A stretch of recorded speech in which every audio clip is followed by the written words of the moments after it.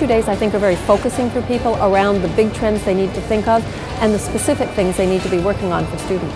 You can bring employers and industry folks and academics and students all together in a room for a couple of days, talking about trends, talking about what industry needs, what's going on in society, the economy, and really think seriously about what needs to be done to make sure they're doing the best job they can for students. I love talking about higher education. I love talking about the educational institutions we have in the province, and I particularly like talking about how our education system prepares students for their personal and professional lives.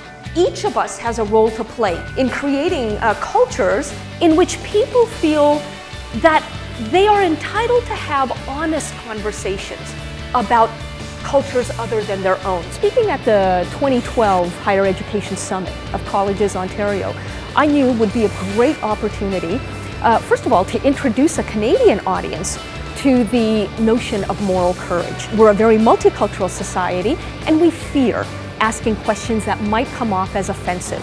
This is a problem, the fear of being offensive, because we have then sort of abdicated our freedom to be honest and to actually have conversations that matter. It made me think about how do we use education to support the challenges, to support the opportunities for our students, to think and ask and be different.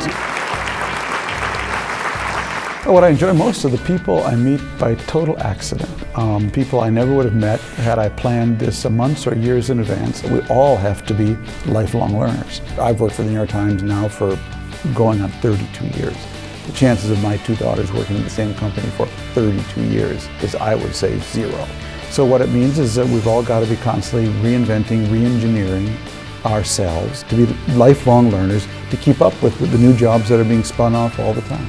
The highlight was to recognize that this audience was interested in what are the changes that are necessary in post-secondary education to make improvements, and that we have to have the courage and the aspirations ourselves to make the system better. There are, I think, a great number of value propositions for sponsors at this conference. Their entire target market is here at one time, over 2 days, staying here.